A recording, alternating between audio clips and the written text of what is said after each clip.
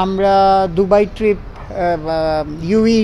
ইউএতে যে 2টা T20 match আছে এই শিডিউলে আমরা যাচ্ছি। আমরা তো আর ওইখান থেকে যাওয়ার কথা ছিল আমরা, আর পাকিস্তানটা হচ্ছে কি যে আমরা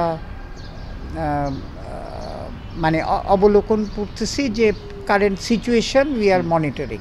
হ্যাঁ, তো সুতরাং দুবাই ট্রিপ হওয়াতে we will get A ample time to decide. হ্যাঁ, কিন্তু আমাদের প্রায়োরিটি হচ্ছে প্লেয়ার্স সেফটি। হ্যাঁ, সো এইসব কনসিডার করে যেহেতু পাকিস্তান হোস্ট, তো সুতরাং আমরা ওদের ইনফরমেশনের জন্য ওয়েট করছি, কিন্তু Dubai trip is on right now. আমাদের ইমিডিয়েট ডিসিশন নেওয়া দরকার ছিল যে দুবাইটা যাওয়ার, বিকজ ওরাও আবার ওদের অ্যারেঞ্জমেন্ট করে ফেলেছিল। তো সুতরাং we are continuing for Dubai trip.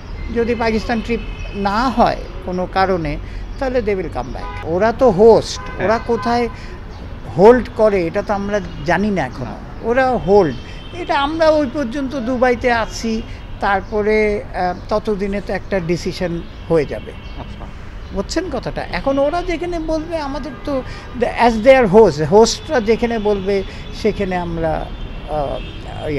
Right now safety কনসার্নে আমরা তো এখন ওরাও কোনো কিছু বলতেছে না, আমরাও তো জাস্ট ওয়েট করতেছি ফর দেয়ার কামিং ব্যাক।